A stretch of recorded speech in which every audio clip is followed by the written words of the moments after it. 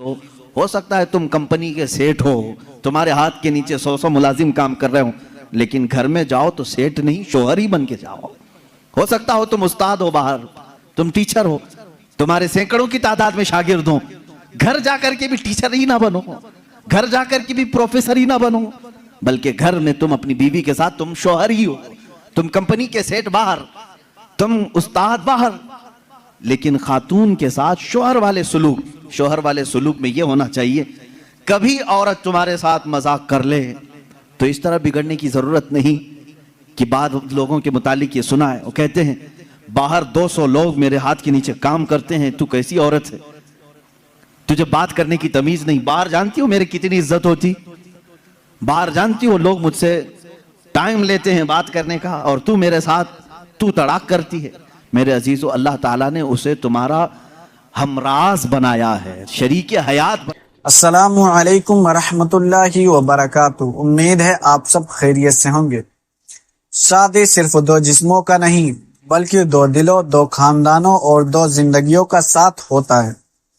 बीवी के साथ मोहब्बत, बर्दाश्त और हिकमत के साथ जिंदगी गुजारना न सिर्फ खुशियों का सबब बनता है बल्कि दीन का भी तकाजा है। आज हम सुनेंगे मुफ्ती सलमान अजहरी साहब का वो बयान जिसमें वो बता रहे हैं शोहर को बीवी के साथ कैसा बर्ताव करना चाहिए, वरना नुकसान उठाना पड़ेगा। अगर आप शादीशुदा हैं या शादी का इरादा रखते हैं तो ये वीडियो आखिर तक जरूर देखें, और वीडियो पसंद आए तो दिल से लाइक जरूर करें और चैनल को सब्सक्राइब करना ना भूलें, और इस वीडियो को अपने दोस्तों अजीजों के साथ जरूर शेयर करें ताकि हर शोहर, हर मुसलमान इस बात को समझे और अमल करे। तो चलिए सुनते हैं मुफ्ती सलमान अजहरी साहब का। बनाया है, लाइफ पार्टनर है, उसको इतना इख्तियार दिया करो जितना तुम उसके साथ इख्तियार रखते हो। ये मेरे आका सल्लल्लाहु अलैहि वसल्लम की जिंदगी पाक, घरेलू हालात की खुशगवार जिंदगी हुजूर की मैं बताऊं।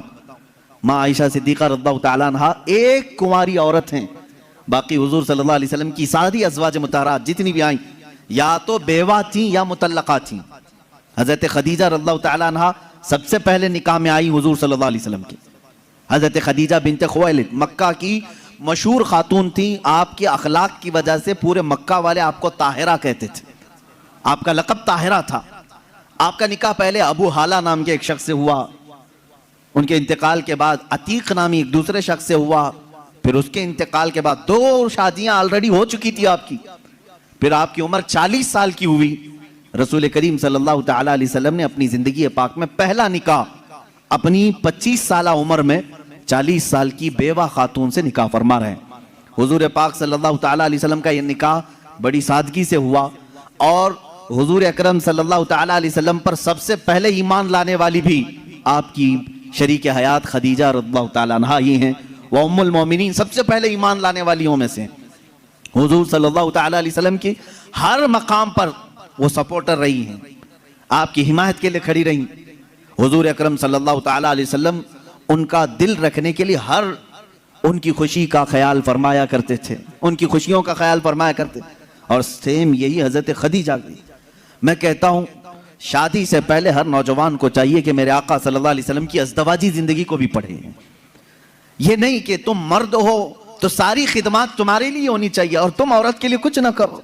जैसे कि बाज लोग जब भी औरतों में खिताब करते हैं, बयान करते हैं, तो सबसे पहले औरतों को यही बताया जाता है मर्द दिन भर थकान से चूर चूर घर में आए तो तुम उसको मुस्कुरा करके इस्तेकबाल करो। ये औरत के ऊपर फर्ज है, तुम उसको मुस्कुरा कर इस्तेकबाल करो, उसकी थकान चली जाए तुम्हें एक सदक़े का सवाब है। मेरे अजीजों, ये गाड़ी का पहिया एक टायर से नहीं चलता, तुम सारी मुस्कुराहट सिर्फ औरत ही के ऊपर थोपोगे। यहां पर तुम्हें यह भी कहना होगा, हो सकता है कभी दिन भर की थकान औरत को भी हो जो सुबह से शाम तक काम कर रही हो, तुम आकर के उसे भी मुस्कुरा करके कहो दिन भर आज तुम्हें ज्यादा थकान हुई होगी। हमेशा मियाँ ये क्यों चाहते हैं कि मेरी थकान वो पूछे ना, बल्कि आप खातून की भी मिजाज पुरसी करें। ये दोनों टायर हैं, दोनों का बैलेंस बरकरार हो। मैं अभी बताता हूँ, हुजूर पाक सल्लल्लाहु तआला अलैहि वसल्लम हमेशा ये फरमाते, अगर अपनी अज़वाज मुतहरात में से कोई नाराज हो तो हुजूर उन्हें मनाते। आप सोच रहे होंगे क्या दुनिया में कोई ऐसा भी है जिसको हुजूर से नाराज होने का हक है? हुजूर से नाराज होने का हक है? हाँ, सिर्फ बीवियों को हक था जो आम जिंदगियों में होता है, लेकिन उस नाराजगी का मतलब रसूल से नाराजगी नहीं, शौहर से किसी मामले में हो। हुजूर पाक सल्लल्लाहु ताला अलैहि वसल्लम खुद फरमाते हैं हजरत आयशा से, ए आयश, जब तू मुझसे नाराज होती है तो मुझे पता चल जाता है। हजरत आयशा पूछती हैं, आप कैसे जानते हैं मैं नाराज हूं कि खुश हूं? हुजूर फरमाते हैं, जब तू खुशी में रहती है, कसम खाती है तो यूं कहती है रब्बे मोहम्मद की कसम, और जब नाराज रहती है तो कहती है रब्बे इब्राहिम की कसम। यह हजरत आयशा की आदत थी, जब घर में कुछ बातें इस तरह से हो जाएं तो कहती इब्राहिम के रब की कसम, मैंने ऐसा नहीं किया। हुजूर फरमाते हैं, जब जब तू इब्राहिम के रब की कसम खाती है मुझे लगता है तू नाराज है। हुजूर मनाते हैं, ये नहीं कि कायनात के आका मौला से तुझे रूठने का हक क्या है। हुजूर पाक सल्लल्लाहु अलैहि वसल्लम ने अपने घर में एक शौहर वाली जिंदगी भी गुजार करके दिखाया है। एक मर्तबा हजरत आयशा सिद्दीक़ा रज़ियल्लाहु ताला अन्हा घर में हजरत ज़ैनब, एक दूसरी ज़ौजा हैं हुजूर की, हजरत ज़ैनब बिन्त जहश रज़ियल्लाहु ताला आई। हजरत आयशा मैदे का शीरा बना रही थी, आटे का सत्तू जिस तरह से होता है, मीठा कुछ बना रही थी। जैसी वो बना, उसमें कुछ खराबी हुई हो या जो भी, हजरत आयशा हजरत ज़ैनब को खिलाने पर इसरार करने लगी कि आप घर में आई हैं, ये शीरा पूरा खाएंगी आप। हजरत ज़ैनब कह रहे मेरा जी नहीं चाहता, मैं नहीं खाऊंगी। हुजूर पाक सल्लल्लाहु अलैहि वसल्लम बैठे हुए, हजरत आयशा ने वो शीरा उठाकर पूरा उनके मुंह पे लगा दिया। अल्लाह के नबी सल्लल्लाहु अलैहि वसल्लम मुस्कुराते रहे, कुछ नहीं फरमाया। हजरत ज़ैनब से कहा कि बस बस आयशा छोटी है, तुम बदला मत लो। ये हुजूर पाक सल्लल्लाहु ताला अलैहि वसल्लम की खानगी मामलात हैं, अपने अज़वाज मुतहरात के साथ हुस्न सुलूक है। उन्हें आपस में मजाक करने का इख्तियार तक मेरे आका ने दे रखा था। ये नहीं कि इतना टाइट करो कि हंसना भी मुश्किल हो जाए, इतना तुम उनके ऊपर सवार हो जाओ कि बात करना भी मुश्किल हो जाए। नहीं, रसूल पाक सल्लल्लाहु ताला अलैहि वसल्लम ने अपनी अज़वाज मुतहरात को एक खुशहाल जिंदगी गुजारने के घर इनायत फरमाए थे। आप अंदाजा कर सकते हैं, हर बीवी के लिए अलग मकान, हर ज़ौजा के लिए अलग मकान। हुजूर पाक सल्लल्लाहु ताला अलैहि वसल्लम की आदत मुबारका थी, हर खातून के पास बारी बारी तशरीफ ले जाते हैं, सबके पास बराबर का बराबर वक्त देते। हजरत आयशा रज़ियल्लाहु ताला अन्हा उसमें सबसे छोटी उम्र के लिहाज से। मैं यही कह रहा हूं कि औरत को तरबियत देकर कामिल बनाना यह अखलाक रसूल है। हुजूर सल्लल्लाहु ताला अलैहि वसल्लम की सुन्नत पर अमल करना चाहते हो नौजवानों, पहले से ये समझ करके चलो। मेरे घर में जिनकी शादियां नहीं हुई उनके लिए कह रहा हूं, जिनकी हो चुकी उनके लिए भी पहले से जहन में ये बात फिट कर लो, मैं अगर शादी करने जा रहा हूं तो मेरे घर कोई ऐसी खातून आने वाली है जिसको हो सकता है बात करने में पूरा सीखी हुई ना हो, खाने पकाने क्या माहिर ना हो सकता है वो खानदानी मामलात को ना समझे, मुझे हर एक चीज को उसे सिखाना होगा। तुम अगर पहले से ये सब चीजें जहन में रखोगे तो झगड़े और ना इत्तेफाकी की बात नहीं आई। तुम पहले से एक्सपेक्टेशन ये रख करके बैठे हो कि ये 7वें आसमान से सीख करके आई हुई है घर में, कभी कुछ बातचीत हो गई तो सीधे झट से यही कहा, क्या तुम्हारे अम्मा बाप ने यही सिखाया था? यही बात। और सास भी अपने बहू से यही कहती है, रोटी नहीं बने, अम्मा क्या सिखाई तेरी तुझको, अब तक क्या करती रही? मेरे अजीजों, रसूल पाक सल्लल्लाहु ताला अलैहि वसल्लम के पास हजरत आयशा जब आई, 9 साल की उम्र में थी, उनकी सहेलियां कहती हैं आटा गूंथते गूंथते वो सो जाती थी, उसी में सो जाती थी, रात हो जाती थी। हुजूर पाक सल्लल्लाहु ताला अलैहि वसल्लम ने एक दिन भी सख्ती नहीं फरमाई कि आयशा आटा गूंथते गूंथते सो गई, आटे में ही हाथ रह गए। हुजूर अकरम सल्लल्लाहु ताला अलैहि वसल्लम ने उन्हें मह कामिल बनाया। ये अल्लाह के रसूल सल्लल्लाहु अलैहि वसल्लम के अखलाक करीमा है। औरतों को तुम जिस कदर अच्छी तरबियत दोगे, तुम्हारी मोहब्बत उतनी ही उनके दिलों में होगी और उतनी ही अजमत भी बढ़ेगी, उतनी अजमत बढ़ेगी।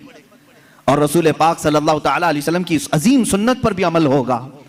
बाज लोग ये सोचते हैं कि फुल हाई क्वालिफाइड चाहिए, पूरी तरह से मैच्योर चाहिए, तो तुम्हारा ये एक्सपेक्टेशन बाज दफा तुम्हें धोखा दे देता है। तुम जो कुछ भी सोच करके रखे हो वो नहीं आई, चिड़चिड़ हो जाता है, दिमाग में अलग अलग वसवसे आने लगते हैं, फिर दूसरे का ख्याल आने लगता है, और फिर दूसरी भी वैसी निकली तो क्या करोगे?